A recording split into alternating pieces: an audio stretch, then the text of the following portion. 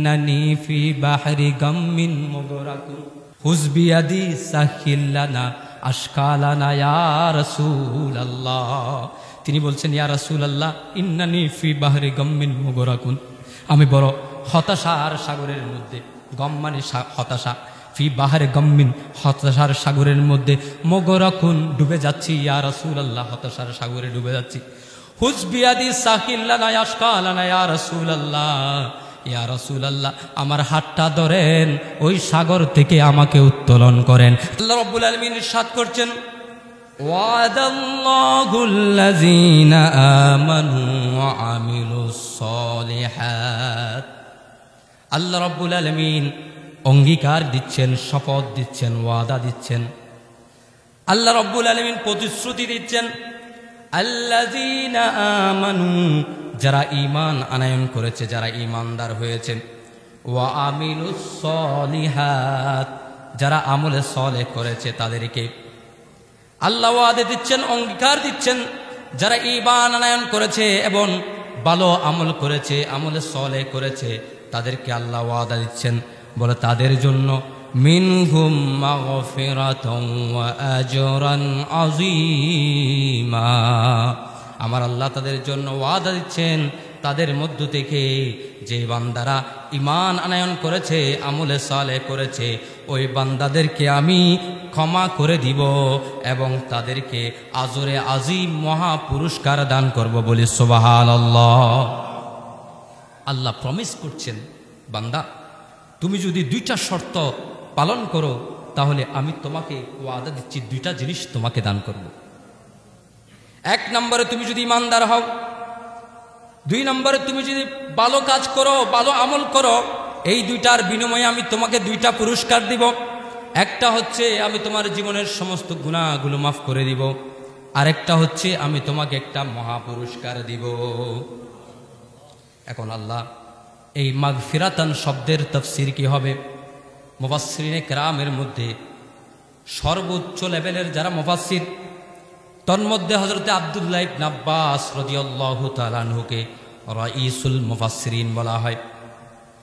রাইসুল মুফাসসিরিন আব্দুল্লাহ ইবনে আব্বাস রাদিয়াল্লাহু তাআলা আনহু মাগফিরাতানের তাফসীর করছেন, মাগফিরাতান লিযুনুবিহিম, তাদের যত গুনাহ রয়েছে এই গুনাহগুলো আল্লাহ মাফ করে দিবেন, বলি সুবহানাল্লাহ। এরপরে হযরত ইমাম কুরতুবী রাহমাতুল্লাহ আলাইহি তাফসীরে কুরতুবীর মধ্যে তিনি তাফসীর করেন এই আয়াতের। হযরতে ইবনে কাসির তার ইবনে কাসিরের মধ্যে তাফসীর করেন। ইমাম বাগাবী রাহমাতুল্লাহ আলাইহি তার মাআলিমুত তানজিল কিতাবের মধ্যে তাফসীর করেন। ওনারা সবাই এই বিষয়ের মধ্যে একমত হয়েছেন, মাগফিরাত দ্বারা উদ্দেশ্য হলো আমার আল্লাহ ওই বান্দার গুনাহগুলোর উপরে একটা রহমতের চাদর দিয়ে দিবেন। চিৎকার দিয়ে বলি সুবহানাল্লাহ। বান্দা গুনাহ থেকে হালি হতে পারে না, ইল্লাল আম্বিয়া, আম্বিয়া কেরাম আলাইহিমুস সালাম কোনো গুনাহ করেন না, তাদের গুনার কোনো কল্পনাও থাকে না, তারা এমন ভাবে পুত পবিত্র হয়। আহলে সুন্নাত ওয়াল জামাতের আকীদা হচ্ছে আল আম্বিয়া কুল্লুহুম মাসুমুন, সমস্ত আম্বিয়া কেরাম আলাইহিমুস সালাম মাসুম, তাদের কোনো গুনাহ তো নাই, গুনার কল্পনা পর্যন্ত নাই, বলে সুবহানাল্লাহ।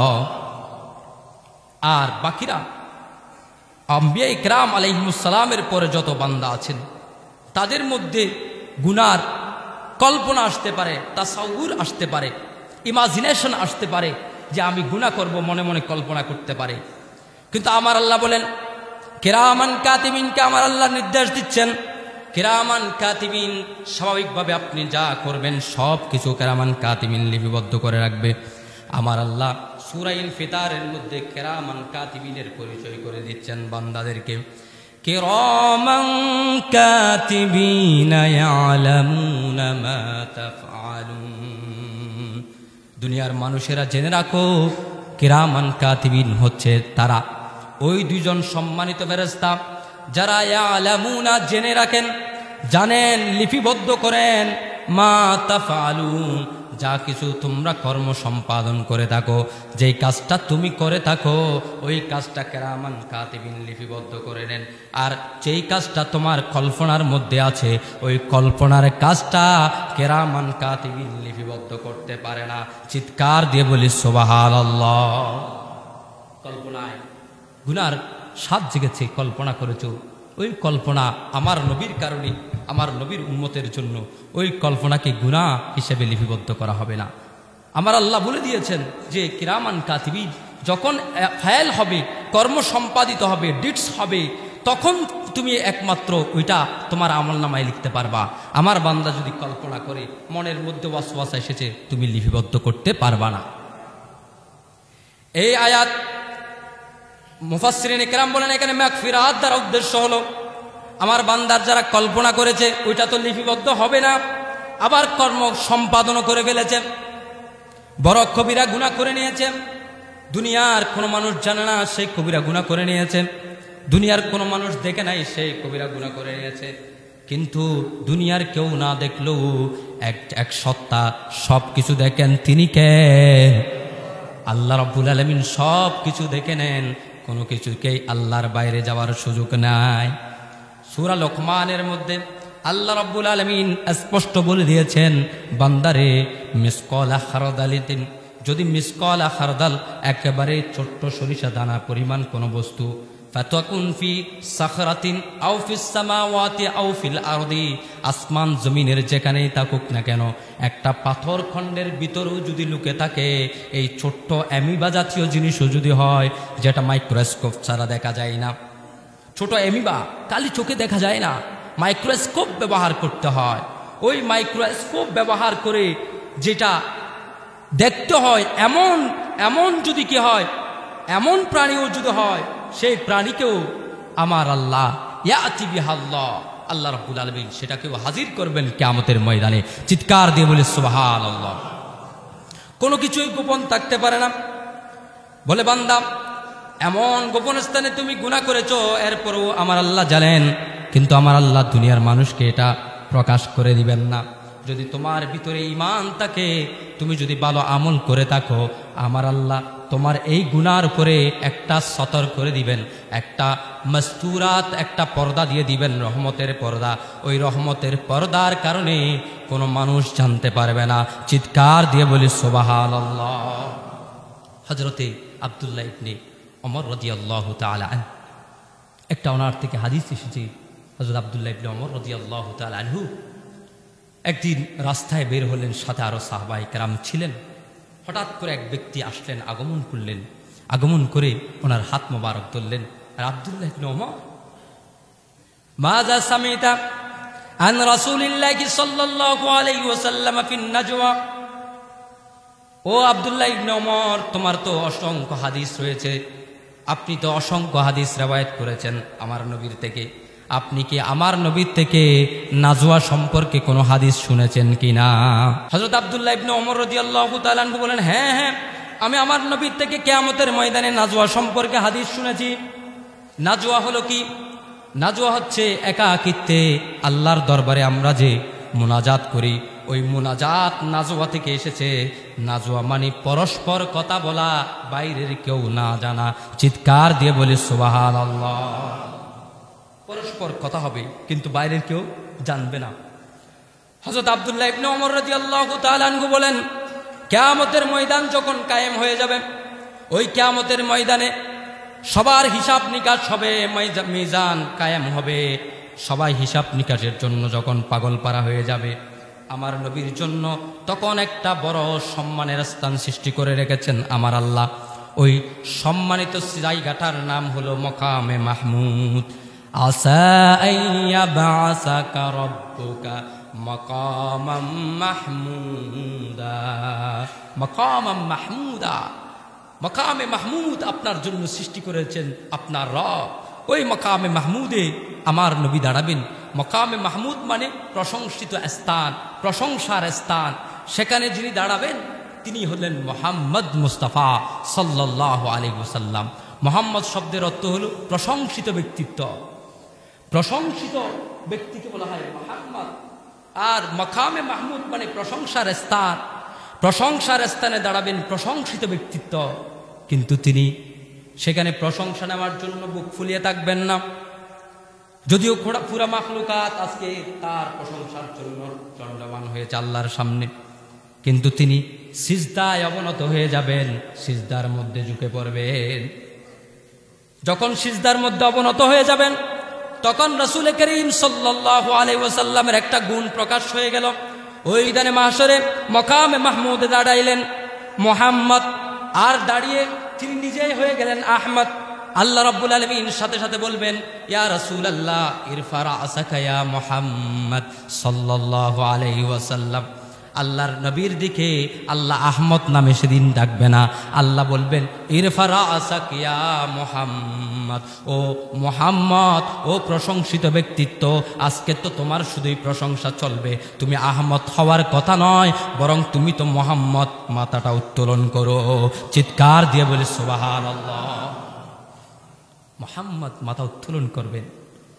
উত্তোলন করার আগে নবী করিম সাল্লাল্লাহু আলাইহি ওয়াসাল্লাম আল্লাহর দরবারে আরজ করবেন, রব্বি হাবলি উম্মতি, রব্বি হাবলি উম্মতি, ও আল্লাহ আমার উম্মতকে আমাকে দিয়ে দেন, আমার উম্মতকে। রব্বি হাবলি উম্মতি মানে আমরা সাধারণত ভাষান্তর করি, অর্থাৎ এটা লিটারালি মিনিং না করে ভাষান্তর বলা হয়, মানে ভাব অনুবাদ বলা হয়। ভাব অনুবাদ করি আল্লাহ আমার উম্মতকে মাফ করে দেন, এটা হলো ভাব অনুবাদ। আর লিটারালি মিন মানে আক্ষরিক যে অর্থ, সে অর্থ হলো রব্বি, ও আমার রব, হাব দান করুন। এই কোরআন শরীফের মধ্যে আমাদেরকে হাব শব্দ ব্যবহার করেছেন, রব্বানা ওয়াহাব লানা মিন লাদুনকা রাহমা ইন্নাকা আনতাল ওয়াহ্হাব। আল্লাহ তাআলা এখানে বুঝিয়ে দিয়েছেন হাব শব্দের অর্থ দান করা। তো রব্বি হাবলি, ও আল্লাহ আমাকে দান করুন, আমাকে দান করুন, উম্মতি, আমার উম্মতকে আমাকে দিয়ে দেন। কিয়ামতের ময়দানে আমার উম্মতের বিচার করবেন, অন্য উম্মতরা দেখবে, এটা আমার সহ্য হবে না। চিৎকার দিয়ে বলে সুবহানাল্লাহ। হযরত আব্দুল্লাহ ইবনে ওমর রাদিয়াল্লাহু তাআলা আনহু বলেন, আমি নবীর কাছে ওই নাজওয়া সম্পর্কে হাদিস শুনেছি। নাজওয়া হচ্ছে এটা, যেদিন কিয়ামতের ময়দান কায়েম হয়ে যাবে, ওই কিয়ামতের ময়দানে আমার নবী তো বলেছেন আমাকে দিয়ে দেন, আমার উম্মতকে আমাকে দিয়ে দেন। আর আমার আল্লাহ বলবেন, না না, আমি আপনার উম্মতকে আপনিও হিসাব নিতে দিব না। আমার নবী বলেন, আমি হিসাব করব, আমার উম্মতের হিসাব আমি নিব, আমাকে দিয়ে দেন।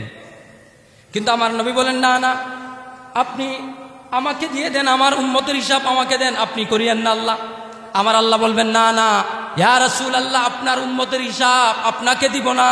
আপনার উম্মতের যদি হিসাব নামা আমল নামাও আপনার সামনে উপস্থাপন করে আপনাকে যদি বিচারক বানিয়ে দিই, আপনি বড় মনে কষ্ট পাবেন। আল্লাহর আইন বাস্তবায়ন করার জন্য আপনি যথাযথভাবে চেষ্টা করবেন, তখন আপনার আইন একদিকে, মহাব্বত আর একদিকে হয়ে যাবে, দুইটার সাথে কনফ্লিক্ট হয়ে যাবে। ওই অবস্থার মধ্যে আপনি ধৈর্য ধরতে পারবেন না, কারণ আপনি উম্মতের জন্য বড় পাগল পারা। চিৎকার দিয়ে বলে সুবহানাল্লাহ। ইয়া রাব্বুল আলামিন, তাহলে কি হবে? আমার নবী বলেন, আল্লাহ তাআলা আমাকে তখন বলেছেন নাজওয়া হবে। নাজওয়া কি? নাজওয়া হলো সেদিন ময়দানে মাহশরের মধ্যে আপনার একজন উম্মতকে আমি রাখবো, আর উম্মতকে ডাকার পরে ওই উম্মতের মাথার উপরে একটা চাদর বিছিয়ে দিব, রহমতের চাদর দিয়ে দিব। রহমতের চাদর দেওয়ার পরে ওই উম্মতকে বলবো, ও আমার নবীর উম্মত, তুমি কি এই খারাপ কাজটা করো নাই? আফা আলতা কাজা, তুমি কি এই কাজটা করেছো? উম্মত তখন ভয়ে সন্ত্রস্ত হয়ে একেবারে কাঁপতে শুরু করবে আল্লাহর সামনে, কারণ আল্লাহর সামনে গোপন করা যায় না। সে বলতে পারবে না, না করিনি। আল্লাহ বলবেন, ওই কবিরা গুনাহটা তুমি কি করনি? ওই কবিরা গুনাহটা তুমি কি করনি? এই কবিরা গুনাহটা তুমি করনি। বান্দা এমন অবস্থা হবে, বান্দা কাঁপতে কাঁপতে তার অবস্থা হবে যেন জাহান্নামের দুয়ারে সে চলে এসেছে, জাহান্নাম তার সামনে আছে, এখনই তাকে ধাক্কা দিয়ে জাহান্নামের মধ্যে ঠেলে দেওয়া হবে। সাফা হুফরাতিম মিনান নার, জাহান্নামের একেবারে কিনারায় যেন চলে এসেছে। আমার আল্লাহ বলবেন, বান্দারে তুমি হতাশ হইও না, লা তাহজান, লা তাহজান, তুমি হতাশ হইও না, বরং তুমি হলা আমার রহমাতুল লিল আলামিন আলামিন নবীর উম্মত, তুমি আমার রহমতুল লিল আলামিন নবীর উম্মত হওয়ার কারণে দুনিয়ার মধ্যে আমি তোমার এই গুনাহগুলো গোপন করেছি। কথা বলো ঠিক কিনা? উম্মত বলবে আল্লাহ বালা, অবশ্যই আপনি দুনিয়ার মধ্যে এগুলো গোপন করেছেন। তখন আল্লাহ তাআলা জানিয়ে দিবেন, বান্দারে দুনিয়ার মধ্যে গোপন করেছিলাম যেই নবীর কারণে, যেই নবীর উম্মত হওয়ার কারণে দুনিয়ার মধ্যে এগুলোকে সতর করে দিয়েছি, মস্তুরাত করে দিয়েছি, রহমতের রেদা দিয়ে দিয়েছি। আজকে ময়দানে মাহশরে আমার নবীর যখন শান বয়ান করব, আমার নবীর যখন মাকামে মাহমুদে দাঁড়াবে, আমার নবী যখন মুহাম্মদের প্রশংসা চলবে, তখন আমি কোন কারণে তোমার এই গুনাহ প্রকাশ করব? আজকে তোমার গুনাহ প্রকাশ হবে না, তোমার গুনাহগুলো মাগফিরাতান, তোমার গুনাহগুলো মাফ করে দিলাম। চিৎকার দিয়ে বলি সুবহানাল্লাহ। আল্লাহ বুঝবেন, বান্দারে তোমার গুনাহ আমি মাফ করে দিলাম। মুফাসসিরিনে কেরাম বলেন যে এখানে মাগফিরাতান দ্বারা এটাই উদ্দেশ্য যে আল্লাহ তাআলা বান্দার গুনাহ দুনিয়াতেও গোপন করবেন, আখিরাতেও গোপন করবেন। একটা পুরস্কার। এরপর আল্লাহ রাব্বুল আলামিন বললেন, দ্বিতীয় হলো ওয়া আজরান আযীমা, আজরে আযীম দান করা হবে। আজরে আযীম কি বান্দা? আজরে আযীম কি? আজরে আযীমের তাফসীর করতে গিয়ে মুফাসসিরিনে কেরাম বলেন, আজরে আযীম হলো মানুষ যখন মারা যাবে, কুল্লু নাফসিন যায়িকাতুল মাউত, প্রত্যেক মানুষই মারা যাবে, প্রত্যেক মানুষকে স্বাদ আস্বাদন করতে হবে মৃত্যুর স্বাদ আস্বাদন করতে হবে।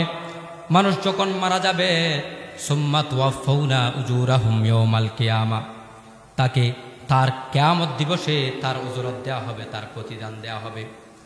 ওই কিয়ামতের ময়দান যখন কায়েম হয়ে যাবে, ওই উজরতের মধ্যে ফামান যুহজিহা আনিন নার ওয়া উদখিলাল জান্নাতা ফাকাদ ফাজ, আমার আল্লাহ বলেন জাহান্নাম থেকে যাকে দূরে সরিয়ে দেওয়া হবে, জাহান্নাম যার থেকে দূরে সরে যাবে আর জান্নাতের মধ্যে প্রবেশ করানো হবে, সেই হবে সফল। চিৎকার দিয়ে বলি সুবহানাল্লাহ। আজর আযীম, মুফাসসিরিনে কেরাম বলেন আজর আযীম মহা পুরস্কার হলো জান্নাতুল ফেরদৌস দান করা। চিৎকার দিয়ে বলি সুবহানাল্লাহ। এখন আল্লাহ রাব্বুল আলামিন দুটা শর্ত দিয়েছেন, ওই দুটা পালন করলে দুটা পুরস্কারের ঘোষণা করেছেন। এই দুটা পুরস্কার আবার মুফাসসিরিনে কেরাম বলেন এই দুটা পুরস্কার দুনিয়াতেও দিবেন, আখিরাতেও দিবেন। বলে আল্লাহ দুনিয়ার মধ্যে কিভাবে দিবেন? আল্লাহ রাব্বুল আলামিন সূরা ইউনূসের 62-63 নং আয়াতের মধ্যে বয়ান করছেন। আজকে আমাদের মসজিদের সামনে হযরতে শাহজানি শাহ রহমতুল্লাহ আলাইহির মাজার মোবারক আচানা নেয়। হযরতে শাহজানি শাহ রহমতুল্লাহ আলাইহি দুনিয়ার মধ্যে থাকতেও রাজত্ব করেছেন। আল্লাহ তাআলা তাকে দুনিয়াতেও আজরে আযীম দিয়েছেন, উজরত দিয়েছেন, আবার আখিরাতেও দিয়েছেন। দুনিয়া থেকে বিদায় নিয়ে চলে গেলেন, যুগের পর যুগ হয়ে গেল। দুনিয়ার মানুষেরা ওনার দরবারে গিয়ে ওনার রওজা আতহারের সামনে দাঁড়িয়ে আল্লাহর কোরআন তেলাওয়াত করে, নবীর দরুদ সালাম তেলাওয়াত করার পরে বলে, আল্লাহ আমি যা পাঠ করেছি এগুলোর সওয়াব আমার নবীর উসিলায় হযরতে শাহজানি শাহর আমল নামায় লিপিবদ্ধ করে দেন। এরপরে বলে, আল্লাহ ওনার নামে লিপিবদ্ধ করার পরে ওনার উসিলায় আমার এই আমলগুলো আপনি কবুল করে নেন। তাহলে দুনিয়াতেও হযরতে শাহজানি শাহ আমাদের চোখের সামনে হুজুর আযীম। আল্লাহ রাব্বুল আলামিন এই কথাই বলছেন সূরা ইউনূসে। আল্লাহ বলছেন, আলা ইন্না আউলিয়া আল্লাহি লা খাউফুন আলাইহিম ওয়ালা হুম ইয়াহজানুন আল্লাযীনা আমানু ওয়া কানু ইয়াত্তাকুন। আমার আল্লাহ বলেন দুনিয়ার মধ্যে আমার কিছু বন্ধু আছে, যেই বন্ধুদের কোনো ভয় নাই, কোনো হতাশা নাই। দুনিয়াতেও কোনো ভয় নাই, আখিরাতেও কোনো হতাশা নাই। কেন কেন? আমার আল্লাহ বলেন আল্লাযীনা আমানু, তারা ওরাই যারা ঈমান আনয়ন করেছে, ওয়া কানু ইয়াত্তাকুন, তাকওয়া অবলম্বন করেছে। চিৎকার দিয়ে বলি সুবহানাল্লাহ। ঈমান এনেছে, তাকওয়া অবলম্বন করেছে। তাহলে আল্লাহ যে দুইটা শর্ত দিয়েছেন, ঈমান, আমল, আমলের নাম তাকওয়া। আবার এই দুটা যদি একত্রিত হয়, দুনিয়ার মধ্যেও সে কি পায়? বুশরা, বেশারত পায়। বুশরা ফিদ দুনিয়া ওয়াল আখিরা, তাদের জন্য দুনিয়াতেও বেশারত, আখিরাতেও বেশারত। দুনিয়াতে কেমন বেশারত? ইমাম ফখরুদ্দিন রাজি রহমতুল্লাহ আলাই তার তাফসিরে কবিরের মধ্যে আয়াতের তাফসির করতে গিয়ে বলেন, দুনিয়ার বেশারত শুনে রাখো, দুনিয়ার মধ্যে ওই মানুষেরা যারা ঈমান আনয়ন করবে, তাকওয়া অবলম্বন করবে। তাকওয়া মানে আমার নবী বলেন আত্তাকওয়া হা হুনা, তাকওয়া হলো এই কলবের মধ্যে। আমার নবী ইশারা করেন এখানে তাকওয়া। তো এইখানে তাকওয়াটা যদি অর্জন করা হয়, আমার ইমাম ফখরুদ্দিন রাজি রহমতুল্লাহ আলাইহি বলেন, তখন আমার আল্লাহ তাকে দুইটা ক্ষমতা দুনিয়ার মধ্যেও দান করেন। বলি সুবহানাল্লাহ।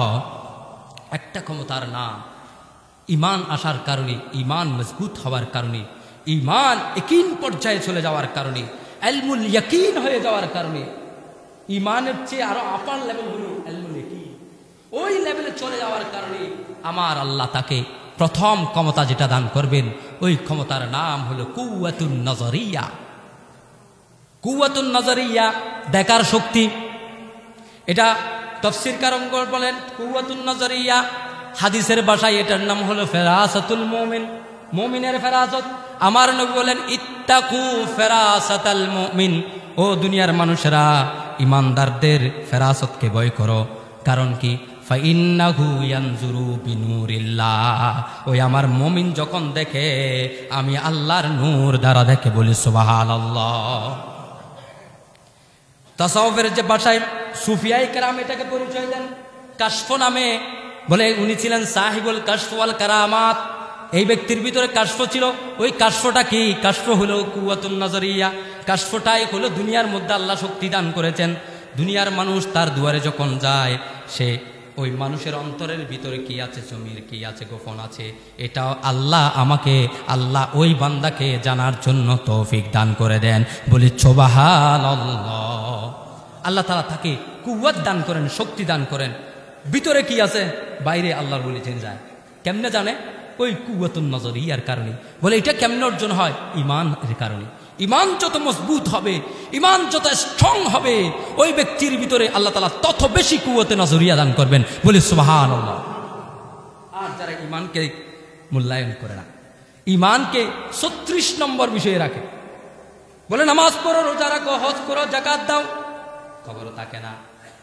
ওই ঈমান যারা ঈমানদারকে দাম দেয় না, ঈমানকে দাম দেয় না, তাদের নামাজ রোজা কোনো কাজে আসবে না। কথা বলেন ঠিক কিনা? ঈমান এক নম্বর বিষয়। এই কুওয়াত পাওয়ার জন্য ঈমান লাগবে, এই পুরস্কার পেতে হলে ঈমান লাগবে। আর ঈমান কি? মানে ঈমান কি? ঈমান হলো, ইমাম বুখারী রাহমাতুল্লাহ আলাইহি তার বুখারী শরীফের মধ্যে বাব অধ্যায়ের নাম দিয়েছেন বাবু হুব্বিল মুস্তাফা সাল্লাল্লাহু আলাইহি ওয়াসাল্লাম মিনাল ঈমান। বলে ঈমান হলো নবীর ভালোবাসা, নবীর মহব্বত। চিৎকার দিয়ে বলি সুবহানাল্লাহ। তোমার ভিতরে নবীর মহব্বত নেই তো তোমার ভিতরে কোনো ঈমান নেই। যদি তোমার ভিতরে মহব্বত থাকে, এরপরে যদি তুমি আমলে সালেহ করো, আমার আল্লাহ ঘোষণা দিচ্ছেন কুল ইন কুনতুম তুহিব্বুনাল্লাহ ফাত্তাবিউনি ইউহিব্বুকুমুল্লাহ। আমার আল্লাহ ঘোষণা দিচ্ছেন, ইয়া রাসূলুল্লাহ আপনি বলে দেন, উম্মতদেরকে বলে দেন, তোমরা যদি আল্লাহকে ভালোবাসতে চাও তাহলে আমার অনুসরণ করো। আমি নবীকে আগে ভালোবাসো, আমি নবীর অনুসরণ করো, ইত্তেবা করো। আমি টুপি পরেছি সেজন্য তুমি টুপি পরো, আমি পাগড়ি বেঁধেছি সেজন্য তুমি পাগড়ি বাঁধো, আমি নবী দাঁড়িয়ে রেখেছি সেজন্য তুমি দাঁড়িয়ে রাখো, আমি নবীকে নকশ কদম তুমি অনুসরণ করো। তাসাউর মে তেরি রহনা উসকো ইবাদত कहते हैं। কবি বলছেন, দুনিয়ার মানুষ তোমরা শক্তি অর্জন করতে যাও দুনিয়া আখিরাতে, তোমাদের শক্তির মূল থিম জেনে নাও।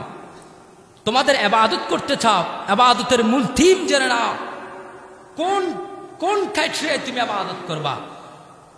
কবি বলছেন, রিয়াজত নাম হ্যায় তেরে গলি মে আনে জানে কা, तसव्वुर में तेरी रहना उसको इबादत कहते हैं। सलातुन या रसूल अल्लाह अलैकुम, सलामुन या हबीब अल्लाह अलैकुम। কবি বলছেন,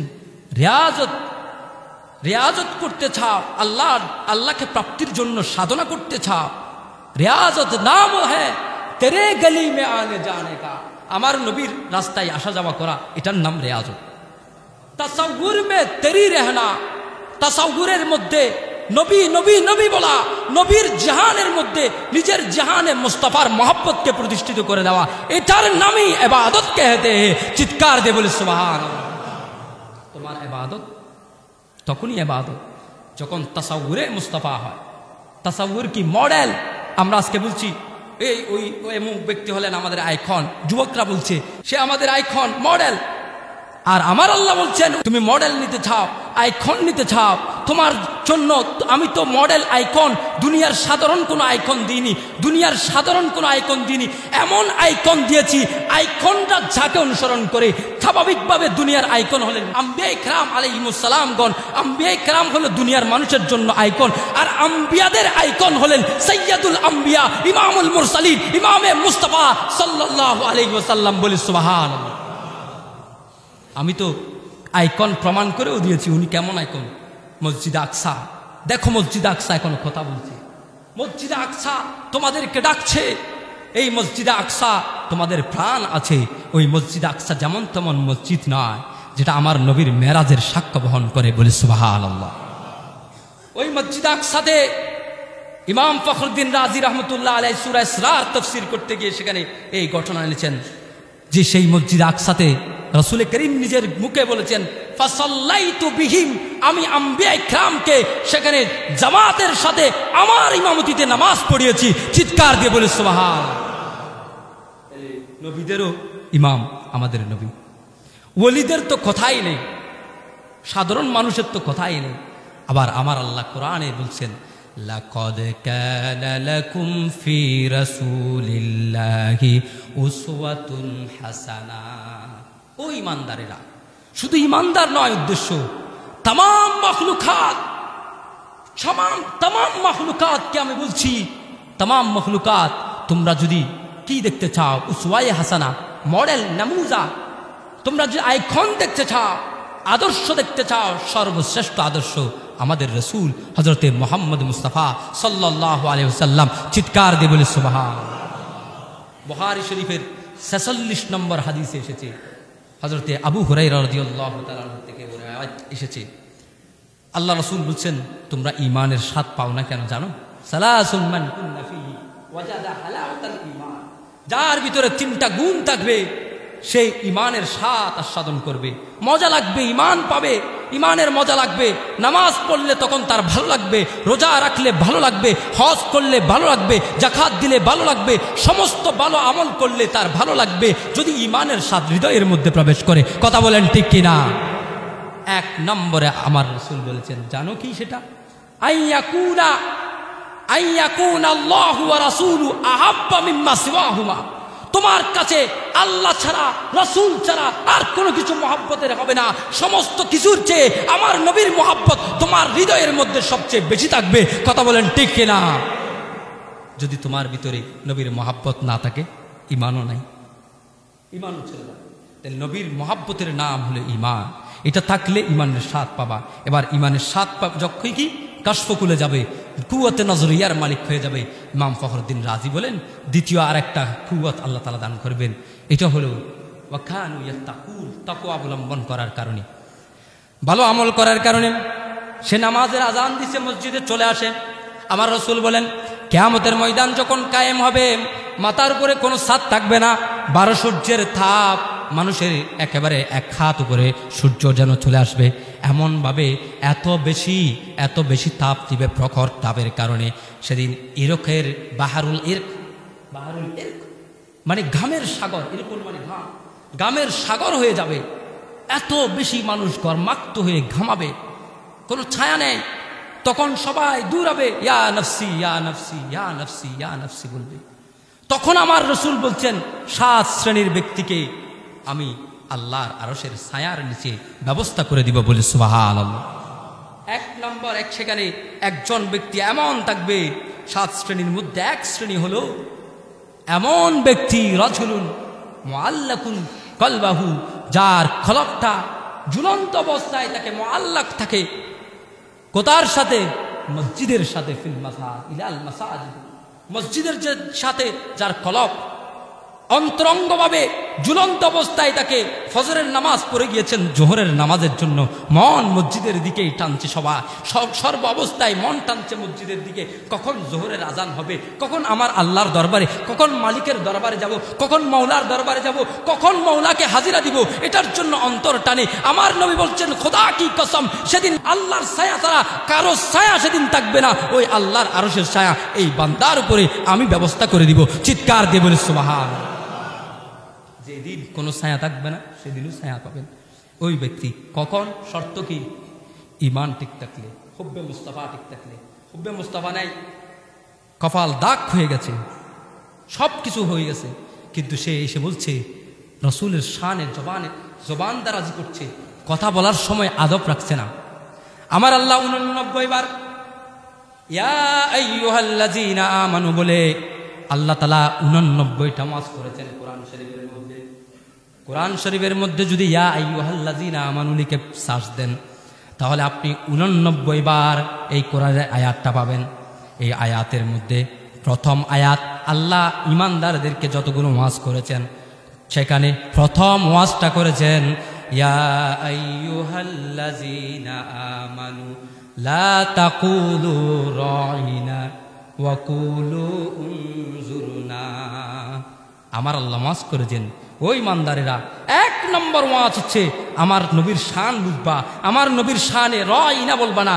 রাইনা এটাকে লফজে মুশতারিক বলা হয়, যারা আরবি ভাষা বুঝেন তারা বুঝবেন এটাকে লফজে মুশতারিক মানে একটা শব্দ দুইটা অর্থ। এইগুলাকে আমাদের বাংলা ভাষায় বলি দ্বিত্ব অর্থবোধক শব্দ, যে দুইটা মিন করে এরকম অর্থবোধক। তো এইখানে একটা ভালো একটা খারাপ। রাইনা মানে আমাদের রাখাল, রাইনা মানে আমাদের দিকে থাকান, দুইটা অর্থ হয়। আমার আল্লাহ বলছেন লা তাকুলু, কখনোই বলবা না। যেই শব্দের মধ্যে খয়রও আছে শারও আছে, যেই শব্দের মধ্যে ভালো আছে খারাপও আছে, এরকম দুই অর্থবোধক শব্দ আমার নবীর শানে বলবা না, বরং ওয়াকুলু উনজুরনা, বরং এমন শব্দ বলবা যেই শব্দের মধ্যে শুধু ভালোটাই আছে, খারাপ কোনো অর্থ নেই। চিৎকার দিয়ে বলে সুবহানাল্লাহ। ওয়াকুলু উনজুরনা। এই কারণে হযরত আব্দুর রহমান জামি রহমতুল্লাহ আলাইহি লিখছেন কত সুন্দর করে। হযরত আব্দুর রহমান জামি রহমতুল্লাহ আলাইহি লিখছেন ইয়া রাসূলাল্লাহ উনজুর হালানা ইয়া হাবিবাল্লাহ ইসমা ক্বালানা। ওনার আকীদা দেখেন, আব্দুর রহমান জামি যার কিতাব প্রত্যেক মাদ্রাসায় পড়ানো হয়, সেটা কওমি হোক, এটা আলিয়া হোক, এটা অন্য কোনো লেভেলের মাদ্রাসা হোক, পৃথিবীর সব মাদ্রাসায় আব্দুর রহমান জামিকে চিনে। কথা বলেন ঠিক কিনা? আব্দুর রহমান জামি বলছেন ইয়া রাসূলাল্লাহ উনজুর হালানা, ইয়া রাসূলুল্লাহ আমার হালটা একটু দেখেন না, আমার অবস্থা তো খারাপ হয়ে গেছে, আমি বড় দুঃখের মধ্যে আছি। মদিনায় গিয়ে বলছেন না এই কথা, মদিনায় গিয়ে বলছে এরকমটা নয়। এই কবিতা লিখেছেন তিনি তার নিজের বাসস্থানের মধ্যে, হাজার হাজার মাইল দূর থেকে নবীকে বলছেন ইয়া রাসূলুল্লাহ উনজুর হালানা, ইয়া রাসূলুল্লাহ আমার অবস্থাটা একটা দেখেন না, ইয়া রাসূলুল্লাহ উনজুর হালানা ইয়া হাবিবাল্লাহ ইসমা ক্বালানা। ইয়া রাসূলুল্লাহ হাজার মাইল দূর থেকে আমি আপনাকে ডাকছি, ইসমা আপনি শুনুন, ক্বালানা আমার আহ্বান, আমার ডাক আমি হাজার মাইল বাংলাদেশের থেকেও যদি ডাক দিই, ইয়া রাসূলুল্লাহ আল্লাহ আপনাকে শক্তি দিয়েছেন, আপনার শক্তি থেকে সাহাবায়ে কেরাম শক্তি পেয়েছেন, আপনার শক্তি থেকে আউলিয়ায়ে কেরাম শক্তি পেয়েছেন। হযরত ওমর ইবনুল খাত্তাব, হযরতে ওমর ইবনুল খাত্তাব রাদিয়াল্লাহু তাআলা আনহুর ঘটনা পুরা দুনিয়াবাসী জানে, পুরা দুনিয়াবাসী মানে মিম্বরে বসা ছিলেন, ইয়া সারিয়াল জাবাল বলে ডাক দিলেন মদিনায়ে মুনাওয়ারা থেকে। আর ওই ডাকের আওয়াজ শোনা গেল হাজার হাজার মাইল দূরে পাহাড়ের মধ্যে। সারিয়া সেই পাহাড়ের মধ্যে আওয়াজটা শুনতে পেল।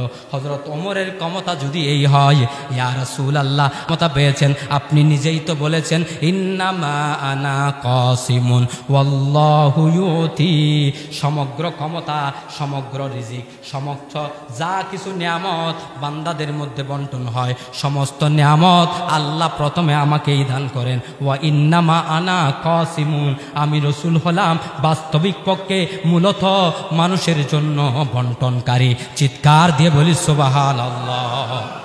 ইয়া রাসূলুল্লাহ আমি দূর থেকে ডাক দিলেও আপনি আমার আহ্বান শুনেন, আমি বিশ্বাস করি এটা হযরত আব্দুর রহমান জামির বিশ্বাস। এরপরে তিনি এবার বলছেন ইন্নানি ফি বাহরি গাম্মিন মুগরাকুন হুজবিয়াদি সাহিল্লানা আশকালানা ইয়া রাসূলুল্লাহ। তিনি বলছেন ইয়া রাসূলুল্লাহ ইন্নানি ফি বাহরি গাম্মিন মুগরাকুন, আমি বড় হতাশার সাগরের মধ্যে, গম মানে হতাশা, ফি বাহরে গাম্মিন হতাশার সাগরের মধ্যে, মুগরাকুন ডুবে যাচ্ছি ইয়া রাসূলুল্লাহ, হতাশার সাগরে ডুবে যাচ্ছি। হুজবিয়াদি সাহিল্লানা আশকালানা ইয়া রাসূলুল্লাহ, ইয়া রাসূলুল্লাহ আমার হাতটা ধরেন, ওই সাগর থেকে আমাকে উত্তোলন করেন। চিৎকার দিয়ে বলি সুবহানাল্লাহ। এটা আব্দুর রহমান জামির বিশ্বাস। তো আমার আল্লাহ বলছেন এই ক্ষমতা, এই তাসাররুফাতের ক্ষমতা, দূর দূরান্ত থেকেও তাসাররুফাতের ক্ষমতা দিবেন। নবীদেরকে তো আগেই দিয়ে দেওয়া হয়েছে, আর নবীদের মাধ্যমে ওলিদেরকেও বন্টন করবেন যদি তাদের মধ্যে ওয়াকানু ইয়াত্তাকুন তাকওয়াবান হয়। ইমানদার হলে কুওয়াতে নজরিয়া, আর তাকওয়াবান হলে কুওয়াতুল আমলিয়া। এটাকে তাসাউফের ভাষায় বলা হয় তাসাররুফাত, আর সাধারণ মানুষদেরকে বোঝানোর জন্য ইলমুল কালাম, ইলমুল আকীদার ভাষায় বলা হয় কারামাত। কারামাত মানে এখানে বসে থেকে ও পৃথিবীর যে কোনো প্রান্তে তিনি ক্ষমতা রাখেন, আল্লাহ সেই ক্ষমতা দিয়েছেন তার ভিতরে তাকওয়া থাকার কারণে। আর তাকওয়া থাকার কারণে এই দুইটা ক্ষমতা যখন পেয়ে যায় কোন বান্দা, তখন ওই বান্দাকে আমরা বলি ওলিউল্লাহ। চিৎকার দিয়ে বলি সুবহানাল্লাহ। তাহলে দুইটা দুনিয়ায়, দুইটা আখিরাতে। দুনিয়ার মধ্যে দুইটা হলো কি, সে কুওয়াতে নজরিয়া পেয়ে যাবে একটা ইমানের কারণে, আর ভালো আমল করার কারণে কুওয়াতে আমলিয়া তাসাররুফাতের ক্ষমতা। এখন হযরতে হাসানুল বসরি রাহমাতুল্লাহ আলাইহি থেকে রওয়ায়াত এসেছে ইকাজ একটা ওনার কিতাব আছে, ইকাজু উলিল হিমামিল আলিয়া একটা কিতাব আছে। ওই কিতাবের মধ্যে ইমাম হাসান বসরি থেকে রওয়ায়াত এসেছে, তিনি বললেন ফাসাদুল কুলুবি মুতাওয়াল্লাদুম মিন সিত্তাতি আশিয়া, 6টা বিষয় থেকে অন্তরের ফাসাদ সৃষ্টি হয়, অন্তরের তাকওয়া দূর হয়ে যায়। অন্তরের মধ্যে তাকওয়া আসে না 6টা সমস্যার কারণে। 1 নম্বর সমস্যা হলো বান্দা গুনাহ করতে থাকে, ইউজনিবুনা বিরাজাইত তাওবাতি, তওবা করে নিব, তওবার আশায় আশায় বান্দা গুনার মধ্যে লিপ্ত হয়ে যায়। বান্দা যখন গুনার মধ্যে লিপ্ত হয়ে যায়, আমার নবী বলে বান্দার কলবের মধ্যে কালিমা লিপিবদ্ধ হয়ে যায়, কালো একটা দাগ পড়ে যায়। যত গুনাহ করে কালোটা বাড়তে থাকে, গুনাহ করতে করতে করতে এক পর্যায়ে বান্দার পুরা কলবটায় কালো হয়ে যায়। আর বান্দা যদি ওই পুরা কলব কালো হয়ে যাওয়ার কারণে হতাশ হয়ে যায়, আমার আল্লাহ বলে দিয়েছেন কুল ইয়া রাসূলুল্লাহ আপনি বলুন যে ইবাদিয়াল্লাযীনা আসরাফু আলা আনফুসিহিম লা তাকনাতু মির রাহমাতিল্লাহ। তারপর হতাশ হতে বলবেন না, তাদেরকে বেশারত দেন যে আপনি রহমাতুল লিল আলামিন থাকতে তাদের কোনো ভয় নেই, তাদের কোনো হতাশা নাই, বরং তারা যদি রেপিটেন্স করে, তারা যদি ফিরে আসে আমার দিকে, আমি আল্লাহর দিকে যদি তারা তওবা করে, তওবা মানে ফিরে যাওয়া, আল্লাহর দিকে যদি তারা ফিরে আসে, আমার আল্লাহ ঘোষণা দিচ্ছেন মান তাবা ওয়া আমানা ওয়া আমিলা আমালান সালিহা উলাইকা ইউবাদদিলুল্লাহু সাইয়্যাতিহিম হাসানাত। আমার আল্লাহ বলছেন যে ঈমানদার, যে তওবা করবে, তওবা করে ফিরে আসলো, ঈমান করলো, ঈমান আবার আনয়ন করলো, ওয়া আমিলা সালিহান ভালো কাজ করলো, ওই ভালো কাজ করার কারণে রহমাতুল লিল আলামিনের কারণে ওই বান্দার গুনাহগুলো তো মাফ করে দেয়া হবে, বরং তার গুনাহগুলোকে ইউবাদদিলু সাইয়্যাতিহিম, তার যে গুনাহ ছিল ওই গুনাহগুলোকে বদল করে দিবেন, পরিবর্তন করে দিবেন, ইনভার্স করে দিবেন, উল্টিয়ে দিবেন। সাইয়্যাতগুলোকে উল্টিয়ে আমার আল্লাহ হাসানাতে পরিবর্তন করে দিবেন। অর্থাৎ তার ছিল 1 কোটি গুনাহ, তওবা করার কারণে আমার আল্লাহ তার 1 কোটি গুনাহকে করে দিবেন 1 কোটি সওয়াব। চিৎকার দিয়ে বলি সুবহানাল্লাহ। 1 নম্বর বিষয়টা। 2 নম্বর বিষয় হলো অন্তর। ওয়া ইয়াতাআল্লামুনাল ইলমা ওয়ালা ইয়ামালুনা বিহি, ইলম অর্জন করেছে, জুমার মধ্যে এসেছে, জুমার ওয়াজ শুনেছে, ওয়াজ করার ওয়াজ শুনে ইলম অর্জন করেছে, ওয়ালা ইয়ামালুনা বিহি, ওই ইলম অনুযায়ী আমল করে নাই। বলে যে ওই ইলম অনুযায়ী যদি আমল না করো কলবটা নষ্ট হয়ে যাবে, কলবের মধ্যে জাঙ্গার চলে আসবে, মরিচিকা চলে আসবে। ওই মরিচিকা আসার কারণে ধীরে ধীরে তোমার ঈমানের স্বাদ নষ্ট হয়ে যাবে।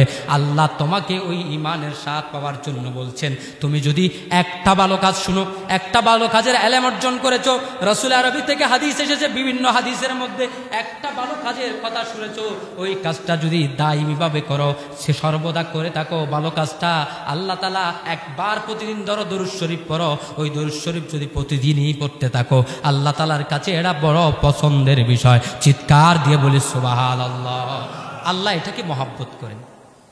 3 নম্বর, ইজা আমিলু, যখন আমল করে, লা ইখলিসুনা, আমল করার পরেও ওই আমলের মধ্যে ইখলাস থাকে না, আমল করে কিন্তু ইখলাস নেই। এই ইখলাসবিহীন আমলের কারণে কলব নষ্ট হয়ে যায়, কলবের তাকওয়া নষ্ট হয়ে যায়। যদি আমল করে ইখলাসের সাথে, তাহলে ওই আমল তাকে আল্লাহর দরবারে সম্মানিত করে দিবে। চিৎকার দিয়ে বলে সুবহানাল্লাহ। 4 নম্বরের বিষয় বলে যে ওয়ায়াকুলুনা রিজকাল্লাহ, আল্লাহর রিজিক খায়, ওয়ালা ইয়াশকুরুন, কিন্তু আল্লাহর রিজিকের শুকরিয়া আদায় করে না বান্দা। ওই বান্দা যখন শুকরিয়া আদায় করে না, কলবের মধ্যে বক্রতা চলে আসে, ফি কুলুবিহিম যায়গ, তার কলবের মধ্যে বক্রতা চলে আসে, তার কলব তখন ধ্বংস হয়ে যায়। বান্দারে রিজিক পাওয়ার সাথে সাথে শুধু রিজিকের নাম, খানাফিনার নাম নয়, রিজিক এলম এটাও রিজিক, সম্পদ রিজিক, সব কিছু রিজিক। এমনকি ঘরের স্ত্রী আছে, ওই স্ত্রীও আল্লাহ তাআলা বলেছেন ওই স্ত্রীও তোমার জন্য রিজিকের উত্তম। সন্তান সন্ততি এটাও তোমার রিজিক। রিজিক বলতে শুধু টাকা পয়সা বুঝাই না, আল্লাহ তাআলা আমাকে নামাজ পড়ার তৌফিক দিয়েছেন, এটাও রিজিক। ওই রিজিক নামাজ শেষ হওয়ার পরে আল্লাহর দরবারে একবার হলেও আলহামদুলিল্লাহ বলে শুকরিয়া আদায় করো, তাহলে এই শুকরিয়া তোমার কলবকে উন্নত করে দিবে। চিৎকার দিয়ে বলে সুবহানাল্লাহ। এরপরে বললেন ওয়ালা ইয়ারদাউনা বিকিসমাতিল্লাহ, আল্লাহ যা রিজিক বন্টন করেছেন বান্দা, 5 নম্বর বিষয় হলো বান্দা ওই রিজিকের বিষয়টা, আল্লাহ যা রিজিক দিয়েছেন, যা কিসমতের মধ্যে মকসুমের মধ্যে ছিল, ওই বান্দা ওইটার উপরে সন্তুষ্ট হয় না। সন্তুষ্ট না হওয়ার কারণে ওই বান্দার আমল, ওই বান্দার কলব আল্লাহর দরবারে আস্তে আস্তে কালো হয়ে যায়। 6 নম্বর বিষয়, 6 নম্বর হলো ওয়ায়াদফিনুনা, দাফন করে, মাউতাহুম, তারা তাদের মৃত ব্যক্তিকে প্রত্যেক দিন দাফন করছে, কিন্তু ওই দাফনের পরে ওলা ইয়াতাবিরুন, সেখান থেকে এতেবার হাসিল করে না, সেখান থেকে ইবরত হাসিল করে না, শিক্ষা অর্জন করে না যে আমি এই দাফন করে আসলাম, আমাকে ওইভাবে দাফন হতে হবে। আল্লাহ সুবহানাহু ওয়া তাআলা এই 6টি বিষয় বুঝে আমাদেরকে আমল করার তৌফিক দান করুন, সকলে বলে আমিন।